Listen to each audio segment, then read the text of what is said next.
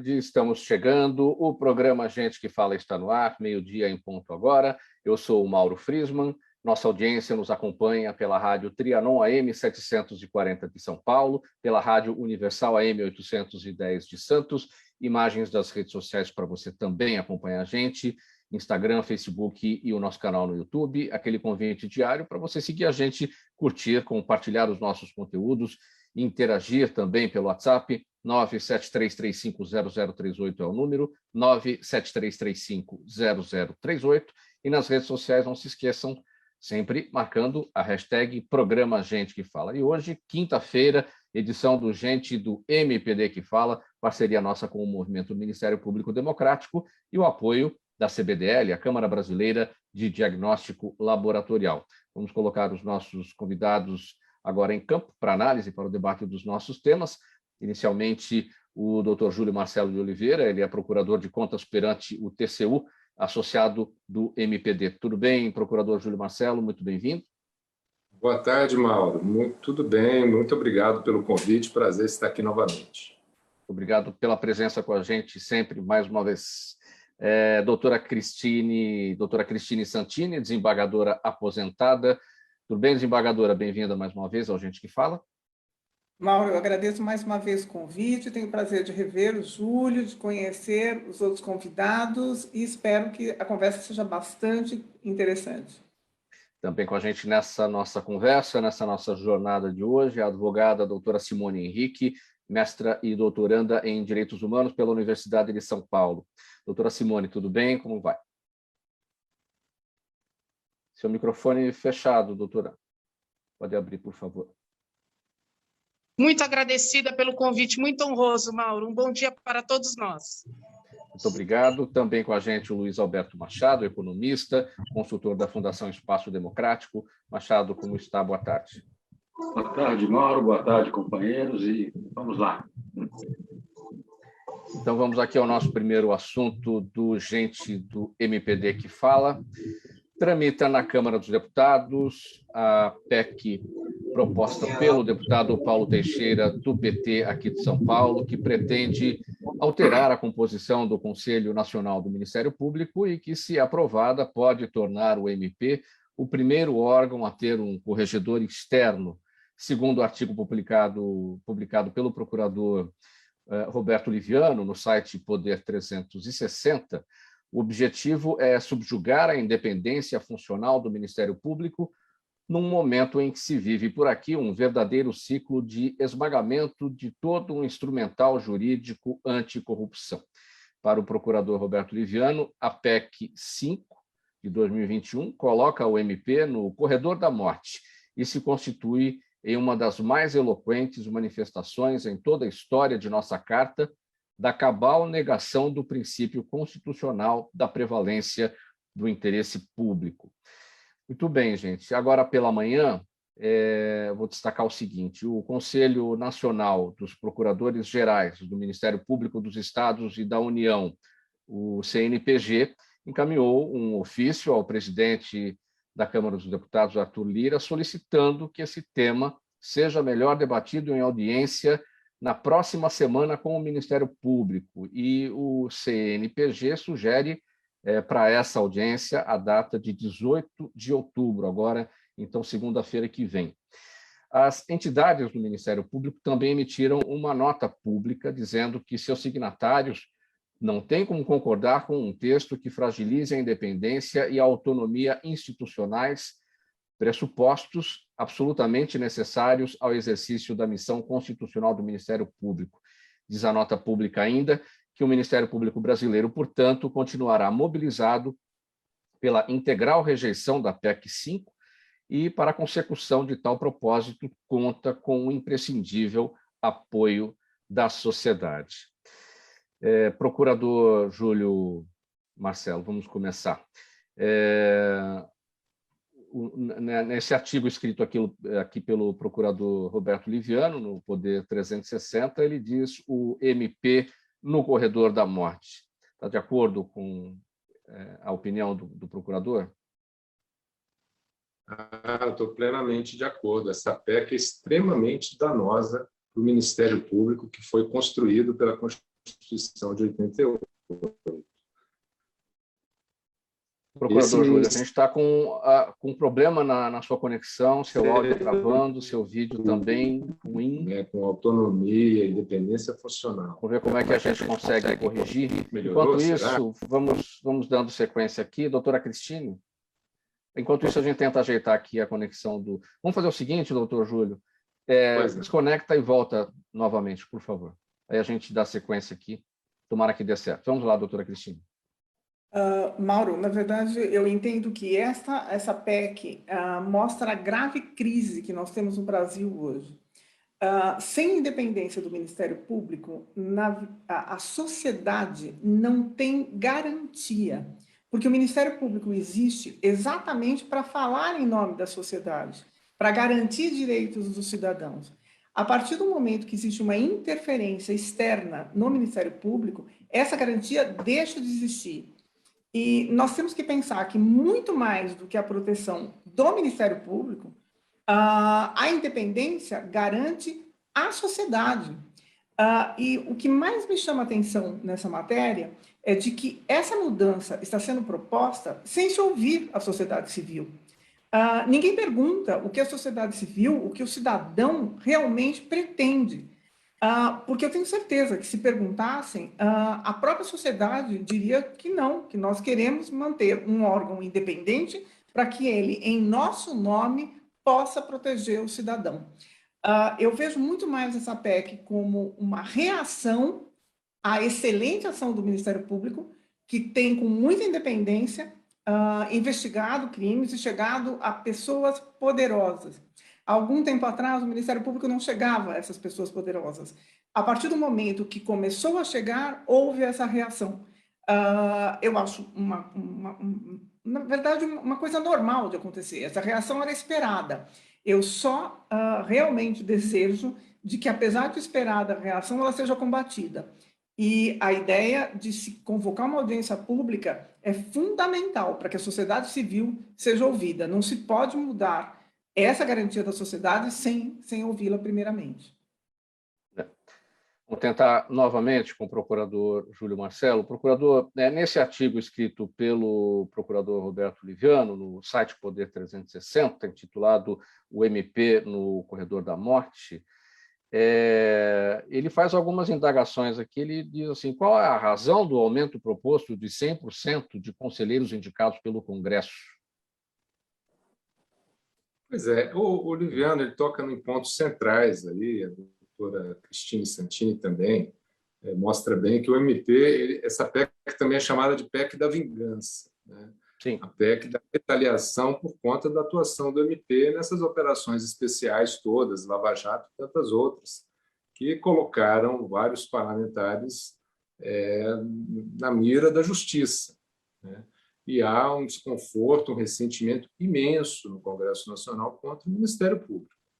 Isso é sentido já há alguns anos, né? Teve aquela PEC 37, que queria impedir o Ministério Público de fazer qualquer tipo de investigação, acabou rejeitada, e essa é muito pior do que aquela, porque essa vem para trazer uma interferência política no funcionamento do Ministério Público. É por isso que a Câmara e o Senado querem dobrar a sua indicação, né? Cada um hoje indica um representante da Câmara, no Senado eles querem ter 2 representantes, e mais um 5º elemento indicado por eles, que seria o corregedor e vice-presidente do CNMP. Então, o corregedor do Ministério Público seria escolhido, né, pela Câmara dos Deputados alternadamente com o Senado. Isso, evidentemente, introduz um elemento político nocivo, terrivelmente nocivo, para o funcionamento do Ministério Público. O relatório preliminar, a 7ª versão, que foi divulgada hoje pelo deputado Paulo Magalhães, né, do PSD da Bahia, coloca que esse corregedor seria escolhido dentre membros do MP que já foram procurador-geral nos estados ou procurador-geral da República e tal. Mas a verdade é que isso cria um mecanismo, né, de captura política de figuras do MP que vão querer exercer esse papel, né, e, para isso, vão buscar a bênção de lideranças de caciques políticos para terem seus nomes indicados pela Câmara ou pelo Senado. E isso introduz, então, um elemento que tem a função seríssima de ser o corregedor do Ministério Público, com laços de gratidão, laços de compromissos políticos firmados com a Câmara e com o Senado. E é bom que a sociedade esteja atenta, porque o próximo passo vai ser fazer isso também no âmbito da justiça. Porque assim como estão fazendo agora com o CNMP, vão querer um corregedor nacional da justiça indicado pelo Senado ou pela Câmara, com a função de colocar na linha juízes que ousem, né, dar continuidade, receber denúncias, condenar parlamentares por crimes de corrupção. Então, é muito grave essa intromissão política que se está pretendendo fazer no Ministério Público brasileiro.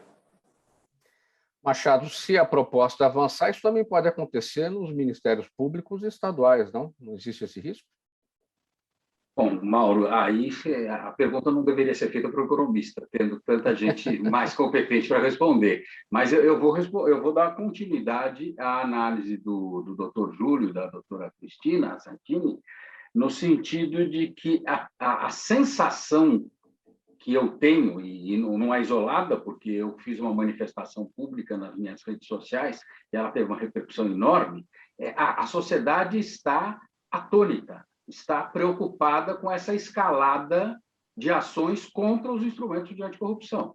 O doutor Júlio falou da Lava Jato, mas nós tivemos, na semana passada, a Lei da Improbidade Administrativa, e nesta semana a PEC 5, ou seja, é uma tentativa de derrubar tudo aquilo que foi feito e que permitiu que o Brasil, depois de muitos anos, melhorasse um pouco no ranking da Transparência Internacional sobre percepção da corrupção.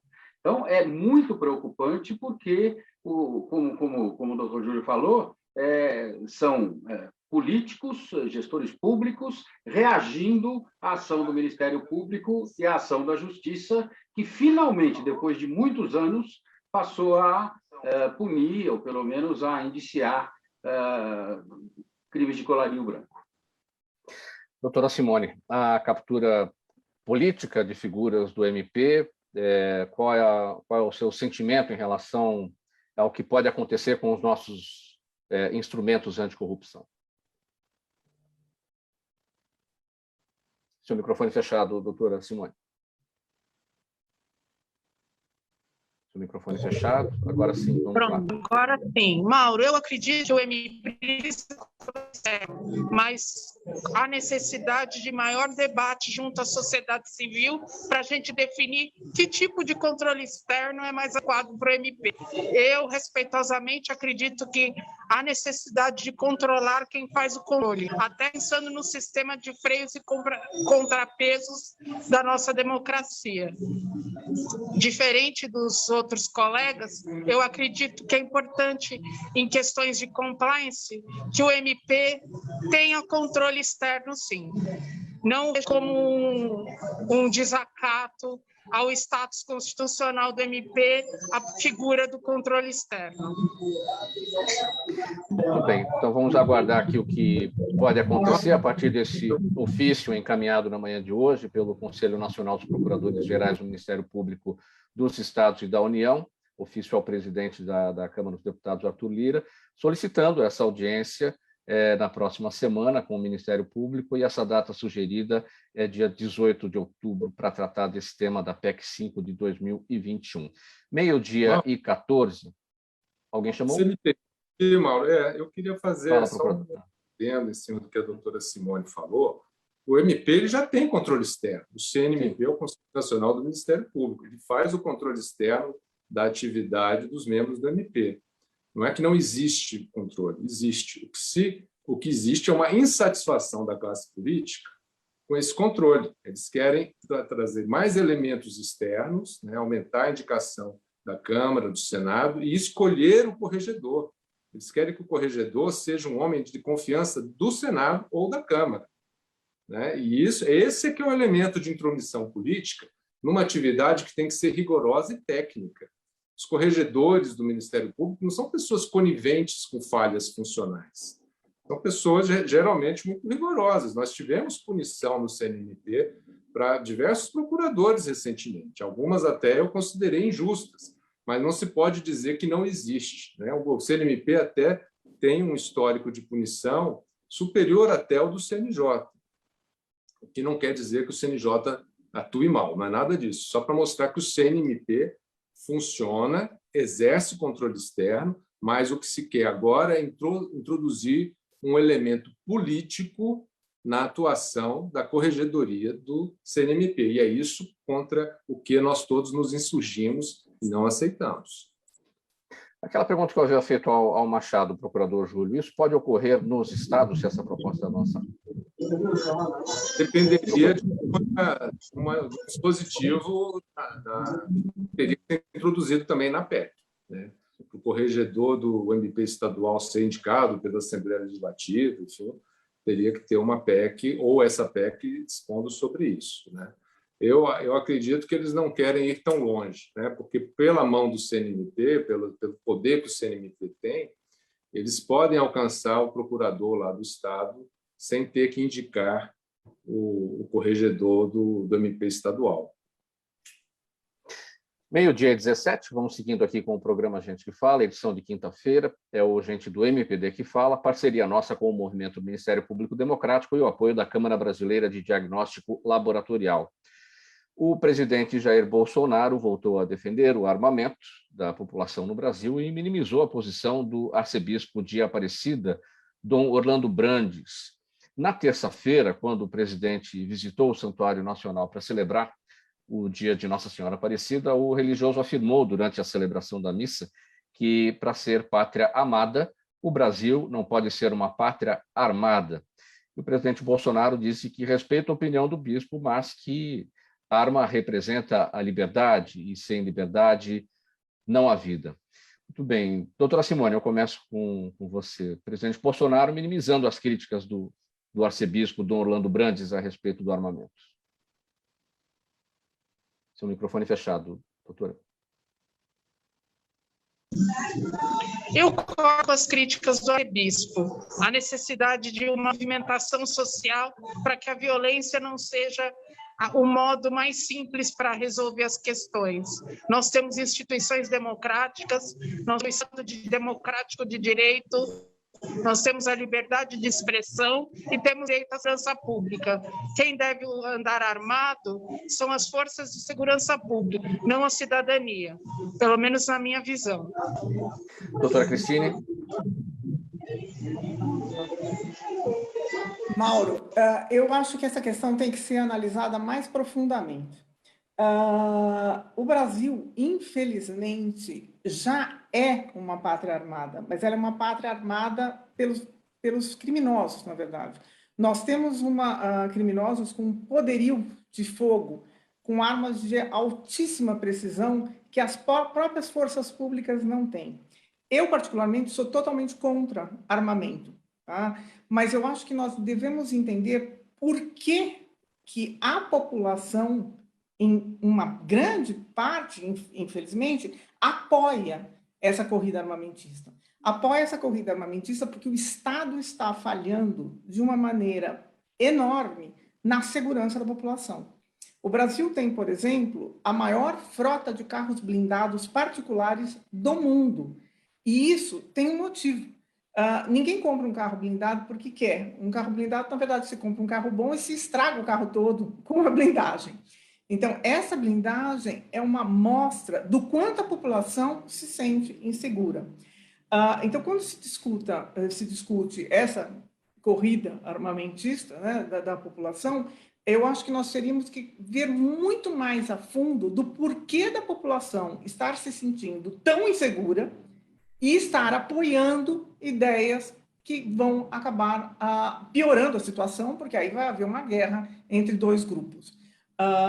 Portanto, eu acho que tem que haver muito cuidado e se levar a essa discussão num nível diferente do que está sendo levado atualmente. Machado, o Estado brasileiro falhando na questão da nossa segurança, da segurança pública, as pessoas se protegendo aí como podem, né, como destacou a desembargadora Cristine, e até que ponto isso tudo vai garantir maior segurança para cada um de nós, andar armado. Andar armado não, possuir arma, né? Possuir uma arma. Mauro, novamente nós temos um tema extremamente polêmico. Eu lembro que isso já foi submetido à consulta popular, se não me engano, foi um 2005. Um plebiscito em 2005, e acabou prevalecendo o desejo de que as pessoas poderiam andar armadas. Só que a questão de andar armada é muito discutível, né? Porque não adianta você estar armado e não saber usar arma. Você acaba tendo a sua arma tomada e vai aumentar o arsenal em posse dos bandidos e dos grupos que fazem mal à sociedade. Como a doutora Cristina falou, eu li aquele livro do Bruno Paes Manso sobre o país das milícias, e é uma coisa impressionante a desigualdade no combate que existe entre as forças policiais frente às forças criminosas. Estão muito mais armadas, não apenas em número, como em capacidade de ação dessas armas. Então, é uma questão extremamente polêmica, e não existe consenso sequer entre os especialistas. Eu conheço especialistas que defendem ação mais violenta no combate ao crime, leis mais duras, mas também tem aqueles que são contra esse tipo de coisa. Não adianta também querer se inspirar na experiência internacional, porque aí cada país é um país. Eu tenho amigos que falam, não, que devia adotar o que adota lá no Oriente Médio, tem que ter, corta a mão, submete a uma série de tortura. Não, não é por aí. O Estado de Direito ele deveria funcionar no sentido de garantir a segurança de forma mais justa, branda e equilibrada. Agora, este é o grande problema. O Estado não está conseguindo exercer o seu papel de garantir a segurança, e daí algumas pessoas acham que o recurso ao armamento é uma saída. Pode ser até que, em alguns lugares, pessoas preparadas possam se justificar. Eu vejo notícias de que fazendeiros e pessoas que vivem na zona rural, etc., sentem necessidade de ter. Tenho dúvidas, eu não sou especialista no ramo, mas eu tenho certeza que falta ao Estado Nacional a capacidade de exercer melhor o seu papel de garantidor da segurança. Procurador Júlio, o Machado destacou falta de consenso, né? É claro, isso acabou se tornando um tema ideológico, move paixões, né? E daí a dificuldade de consenso. Agora, tudo é muito confuso também. O Machado lembrou do referendo de 2005. Naquele ano, a população brasileira aprovou a continuidade da fabricação e venda de armas e munições no país. E, no entanto, houve o desarmamento, as pessoas passaram a entregar as suas armas, ou seja, você continua com produção e venda de armas e munições, mas, ao mesmo tempo, as pessoas devolvem as suas armas. O negócio ficou confuso de lá para cá também, né? Fechado o microfone, doutor Júlio. Opa, a campanha tentou sensibilizar a população de que ter arma em casa pode ser algo perigoso, a não ser que a pessoa esteja muito bem habilitada, né? Existem muitas histórias de acidentes domésticos, né, com crianças que acabam encontrando a arma do pai ou da mãe e vão brincar e se matam um coleguinha. Então, existe um risco ter uma arma em casa. A pessoa realmente tem que ter uma habilitação e uma cabeça no lugar para poder usar a arma. Eu acho que no meio rural há uma necessidade, sim. Quem mora numa sede isolada de fazenda não tem tempo de chamar a polícia e esperar a polícia se deslocar quando há uma invasão de criminosos. Tem que ter realmente meios de autodefesa. O que me preocupa é que há uma campanha pelo armamento da população, e um armamento sem controle, né? Normas que faziam controle de quem estava adquirindo foram todas flexibilizadas, algumas eliminadas. O Exército tinha um registro do destino que era dado a vários tipos de armas, e essas normas o Exército flexibilizou a pedido do presidente. Isso vai criando um cenário de risco de que você tenha aí um arsenal oculto, descontrolado, né, que pode, eventualmente, ser utilizado para outras finalidades que não apenas a autodefesa, né? Tem gente que tem medo de que possa, na campanha política muito acirrada, a gente começar a ter conflitos armados, o princípio de guerra civil, pessoas atacando grupos políticos. Então, esses riscos eles deveriam não existir mediante um controle rigoroso de quem possui as armas, né? A quantidade de armas que cada pessoa possui. Isso já daria uma limitação bem séria a esse movimento de armar a população. Eu acredito mais no desarmamento da população, com exceção dessas pessoas que estão realmente em situação de risco na zona rural. Eu acho que isso constrói uma sociedade mais pacífica, menos voltada para a violência. E essa associação de que arma representaria a liberdade, procurador Júlio? Não, isso faz muito parte da ideologia americana de quem defende a arma, né? Lá existe uma desconfiança do Estado muito grande, né? A sociedade americana ela se construiu se defendendo do poder estatal.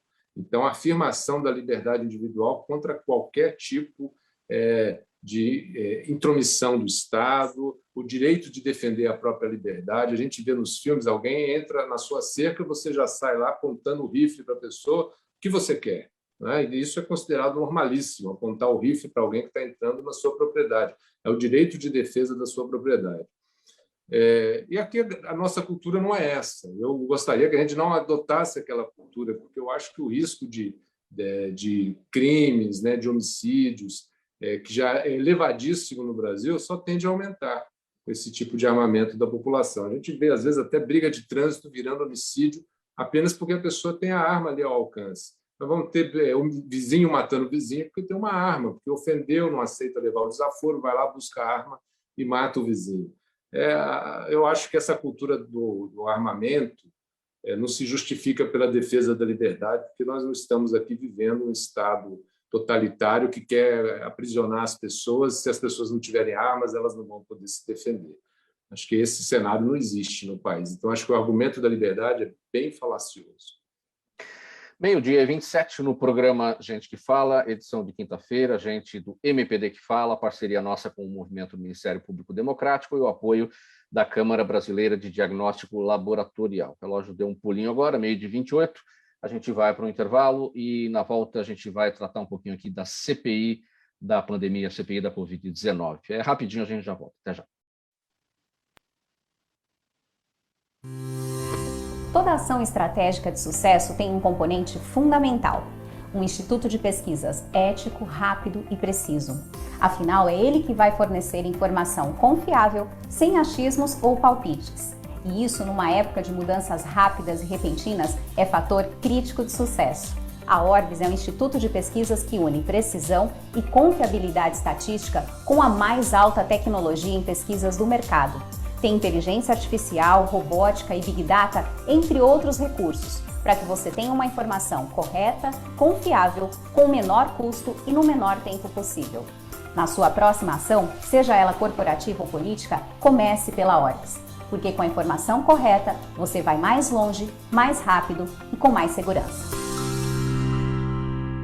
Meio-dia 29, de volta com o programa Gente que Fala, edição de quinta-feira, é o Gente do MPD que Fala, parceria nossa com o Movimento do Ministério Público Democrático e o apoio da Câmara Brasileira de Diagnóstico Laboratorial.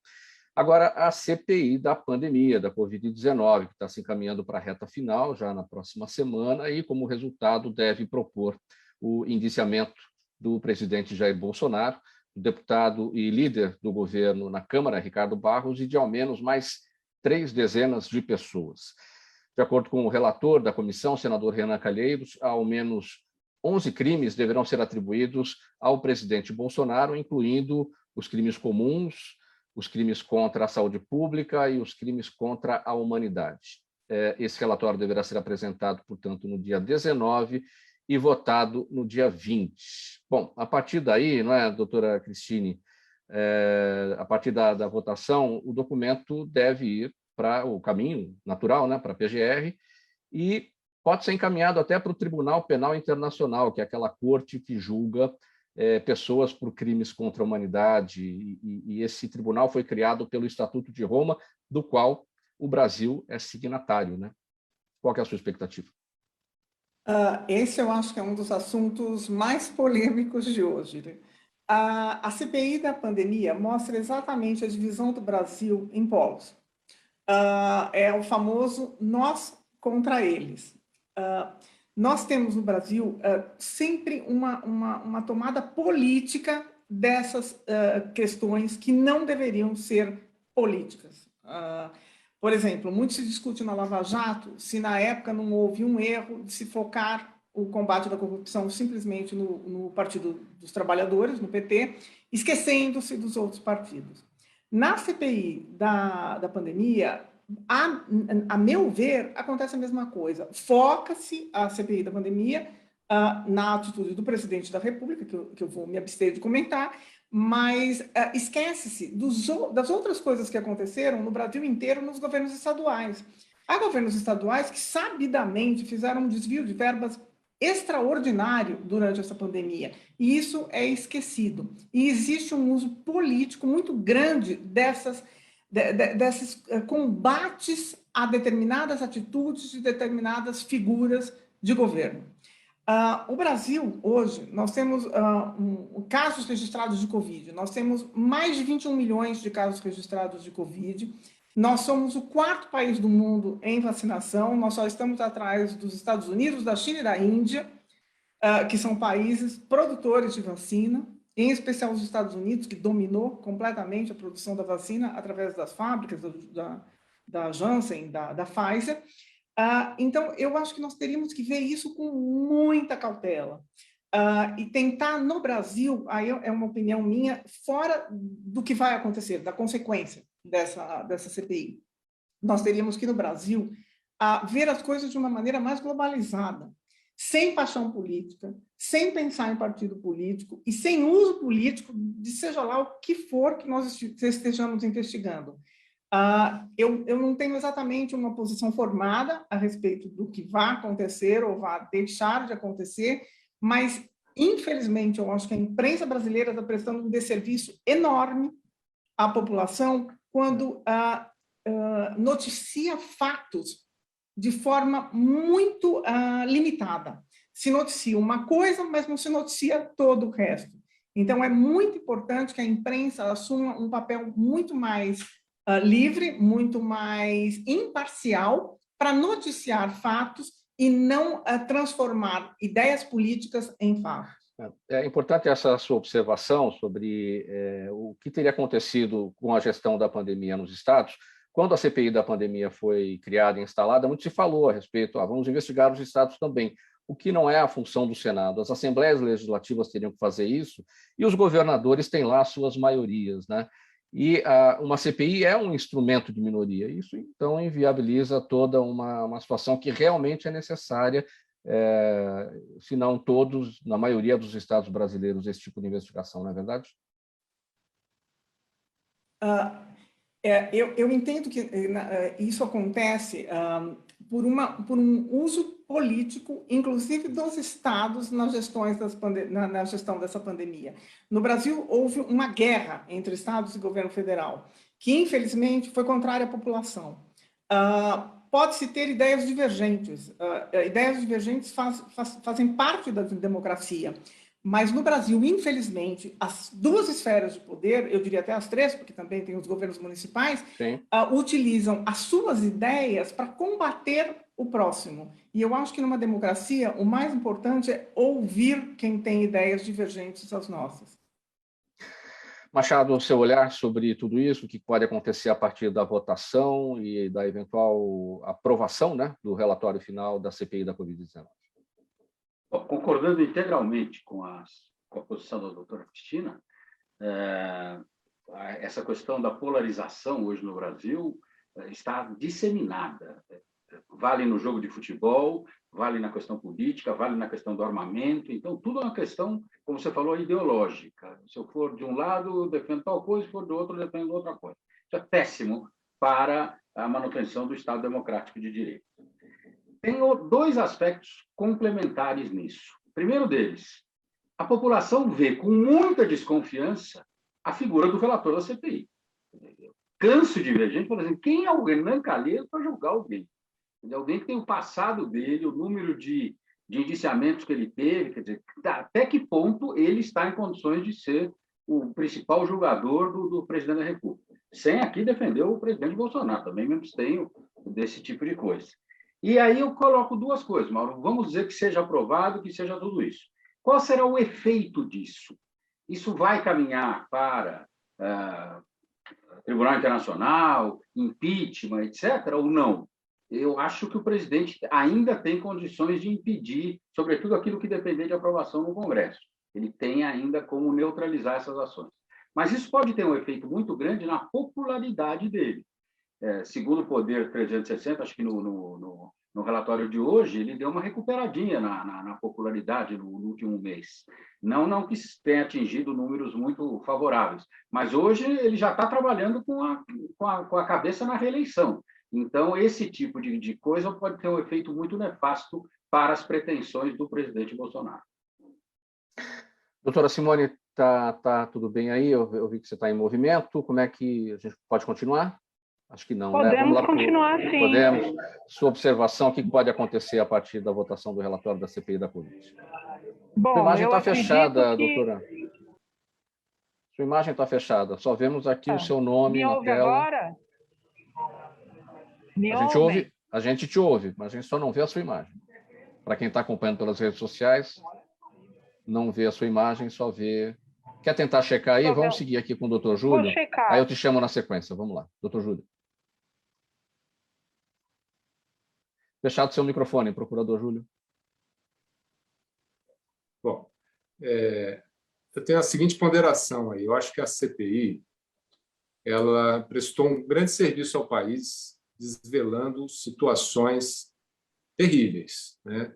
Especialmente a postura do governo em ignorar as ofertas de vacinas da Pfizer e, ao mesmo tempo, ter portas abertas para negociar a Covaxin e outra vacina indiana que não tinham sido aprovadas nem no país de origem e trataram como se fosse algo prioritário, pressionando a Anvisa, empresas que não têm representantes aqui, ou que não têm escritório direto aqui, então teriam que ter um intermediário, criando uma situação muito propícia a uma corrupção extremamente vultosa, à custa, né, de um cronograma de vacinação, cujo atraso certamente implicou a morte desnecessária, a morte que não poderia ter ocorrido, que poderia ter sido evitada, de milhares de pessoas. Há essa crítica de não ter tido foco sobre os estados, sobre a atuação dos governadores. Mas cumpre lembrar que, lá no início da CPI, uma liminar do Supremo Tribunal Federal, se não me engano, do ministro Lewandowski, desobrigou governadores que foram convocados de comparecerem, ao argumento de que a CPI do Parlamento Federal não teria competência para investigar atos de gestão de autoridades estaduais. O que, no caso, eu acho que foi equivocado, porque eles estavam gerindo recursos federais que foram repassados a título de auxílio. E esse auxílio que o governo federal entregou para os governadores não deixou de ser dinheiro federal, não deixou de poder ser fiscalizado pelo TCU, pela CGU, pela Polícia Federal, de modo que eles eram gestores para aqueles fins, eles eram equiparados a gestores federais, eles estavam gerindo recursos federais. Então, no meu entendimento, a CPI poderia, sim, ter investigado os governadores. Mas o Supremo Tribunal Federal disse que não, então a gente tem que entender que houve essa limitação lá no início. Evidentemente, a CPI é um instrumento político, um instrumento de investigação que deveria ser da minoria, mas nem sempre é assim, porque na sua composição os partidos indicam os membros de maneira proporcional às bancadas. Então, se a bancada do governo é majoritária, acaba que ela tem peso maior também dentro da CPI. Mas é da natureza dela ser política, né? Mas o que é mais importante é que ela não pode inventar fatos, né? Ela pode qualificar, ela pode explorar, os membros dão entrevistas nos meios de comunicação, há toda uma exploração política dos fatos, mas os fatos têm que ser aqueles que foram apurados, investigados, com mecanismos que são próprios da investigação judicial. Ela produz um relatório e vai encaminhar a vários órgãos, né? Caberá ao Ministério Público Federal fazer a análise da ocorrência de crimes, porque ali não é só o presidente da República que está em discussão, né? Tem vários gestores do Ministério da Saúde que vão ter as suas condutas qualificadas, eventualmente vão se apontar, atribuir crimes a esses gestores. Então, o Ministério Público Federal vai fazer uma análise agora, jurídica, técnica, fora do universo da política, para que os desdobramentos possam ocorrer. Eu acredito, sim, que essas discussões que envolvem mais a questão humanitária, a perda de vidas decorrente dessa conduta relapsa na aquisição de vacinas, isso poderá chegar ao Tribunal Internacional Penal com acusações sérias. Acho que o presidente deve se preocupar com isso e constituir uma defesa que possa, eventualmente, rebater aquilo que se vai apontar.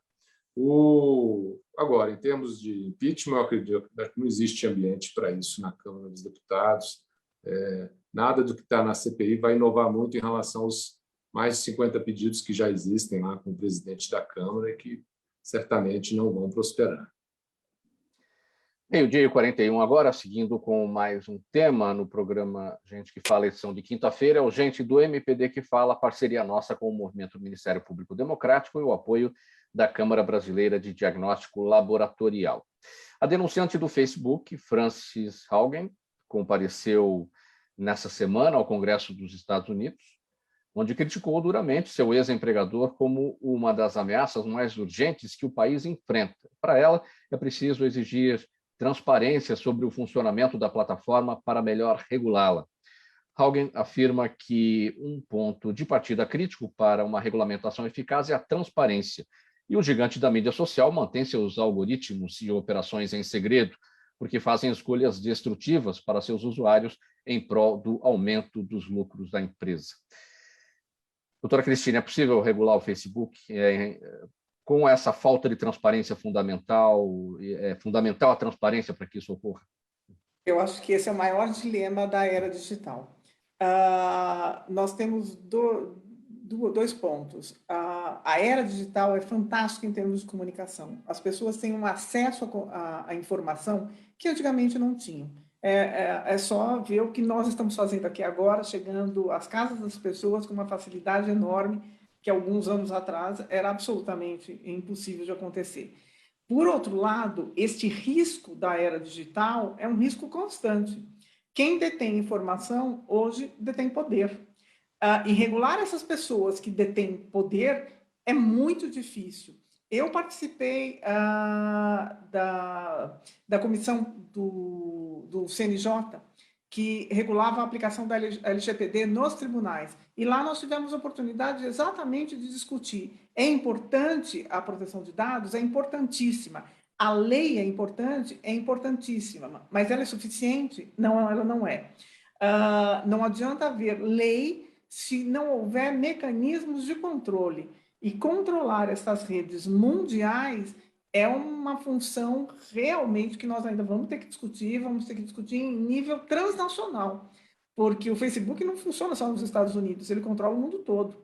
Eles têm acesso à informação que todos nós sabemos que eles têm, mas não sabemos a profundidade das informações que eles têm sobre nós. Então, esse controle, essa manipulação de dados pode acontecer? Pode. E só com maior transparência, e uma transparência em nível transnacional, é que vai fazer isso minimizar. Eu acho muito difícil de fazer desaparecer. Doutora Simone, consegue falar? Como é que está a sua conexão? Seu microfone fechado? Me ouvem? Agora sim, só não temos a sua imagem. Mas regulação do Facebook, sua avaliação. Bom, a necessidade de uma regulação transnacional, eu acompanho a doutora Cristine no seu pensamento e vou além. Uma empresa do tamanho do Facebook precisa ter instrumentos de governança corporativa, e um dos instrumentos é a accountability, a necessidade de maior transparência e maior democratização das informações que eles detêm da população civil organizada. Machado. O programa polêmico esse, né? Mas você tem essa questão dos algoritmos, né? Que é uma coisa muito complicada, porque não só o Facebook, mas você tem uma série de aplicativos que trabalham com base nos algoritmos, e aí você existe, além de uma questão ideal de transparência, uma questão de viabilidade tecnológica. Eu realmente acho que essa questão é muito polêmica. Estou plenamente de acordo. O ideal seria transparência, governança, etc. Mas não é tão simples assim. E, repito, não é só do Facebook e não é uma questão só nacional. É polêmico, como disse o Machado, né, procurador Júlio? E é o dilema das redes. Olha, é o dilema ético do capitalismo, né? Você tem negócios e que, em algum momento, você tem uma escolha, uma fronteira ética entre a busca do lucro máximo e o comportamento das empresas. Isso acontece na indústria farmacêutica, na indústria química, no comércio, né? Na formação de cartéis, e o capitalismo sobreviveu regulando, né? Regulando a atividade das empresas, limitando a liberdade dos empresários. E hoje a fronteira a ser explorada, a ser desbravada é essa, a regulação do universo digital. Quem assistiu o documentário da Cambridge Analytica viu como o uso do Facebook, das redes, foi determinante, né, para influenciar eleições em um país do Caribe, da eleição do Trump, certamente teve influência aqui, e se desvendou como fake news são muito mais rentáveis para as redes, né, do que notícias normais, verdadeiras, né? O sensacionalismo vende mais anúncios na rede. Então, permite que a rede se torne um instrumento de manipulação das pessoas, de manipulação das massas, de mostrar para as pessoas aquilo que vai induzir comportamentos que elas normalmente talvez não tivessem, que é isso que a Haugen diz, que é o comportamento destrutivo da rede em busca de maior lucratividade. É preciso quebrar esse poder, né? Esse poder ele vai além do que se poderia chamar a função social da rede, né? Toda atividade econômica tem uma função social, está perseguindo uma função social e tem que estar subordinado a esses interesses maiores da sociedade para encontrar legitimidade, senão passa a ser uma atividade econômica danosa. Então, é o desafio, precisa ser alcançado, né? Se não partir ali vamos dizer, dos grandes centros de poder hoje, União Europeia, Estados Unidos, o Brasil vai ter que encontrar também um mecanismo de fazer algum tipo de controle para minimizar os danos que essa manipulação das redes pode produzir. E quando cai a rede, todo mundo reclama. Pois é, você veja, a doutora falou do LGPD, a doutora Cristina, a gente toda hora entra num site, tem que concordar com a política de uso dos dados da empresa, nem sabe qual é a política, ou você para usar, ou você concorda, ou o site não funciona. Você concorda e fica ali refém daquilo que eles vão fazer com os seus dados. A gente está consentindo com o uso de dados sem saber o que vão fazer com esses dados. Até porque ninguém nem lê, né? Não tem como ler. Ou você declina, ou você aceita. Vamos lá, faltando 12 para 1 agora, o último tema da nossa pauta e depois as perguntas aqui da nossa audiência. Simone, não sei se você está preparada, vamos lá com você. Olha, o número de atendimentos à população em situação de rua aumentou mais de 1.500% durante a pandemia de coronavírus na cidade de São Paulo. São dados aqui do Movimento Estadual da População em Situação de Rua de São Paulo, que é uma das principais ONGs que atuam no centro aqui da capital paulista.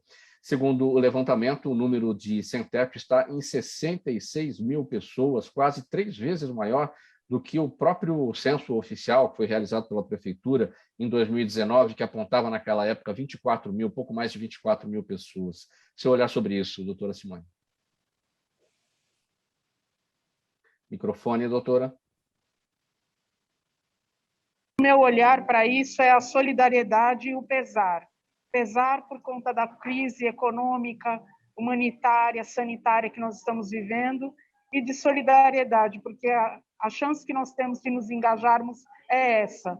Mais ação e menos discurso. Mais ação em prol de quem precisa do que o discurso vazio das promessas não cumpridas. Pessoal, perguntas à nossa audiência, e aqui vai para a doutora Simone, aproveitando que ela está com a palavra, Daniela Neves no nosso Instagram, doutora. Ela pergunta se no Brasil virou moda enaltecer as violações aos direitos humanos.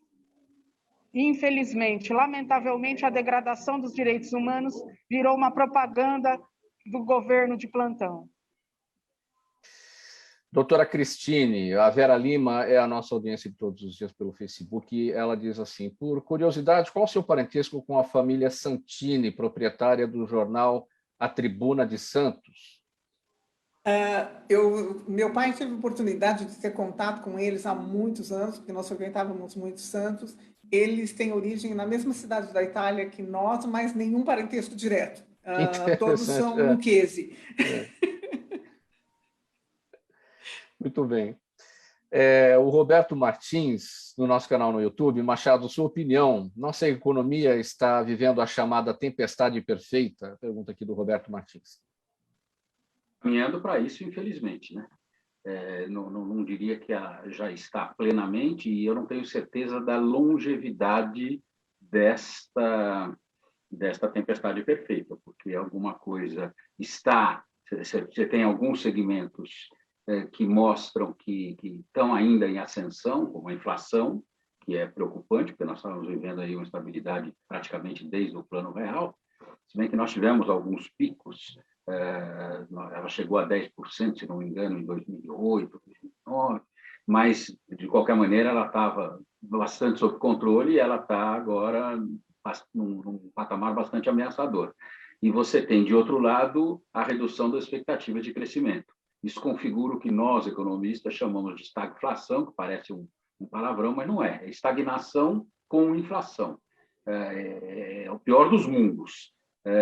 Claro que eu não acho que não haja possibilidade de reverter esse quadro, mas aí contribui muito essa questão da polarização e a falta de articulação política do governo, que não consegue fazer as reformas estruturantes andarem, e sem essas reformas nós vamos continuar com essa situação aí periclitante.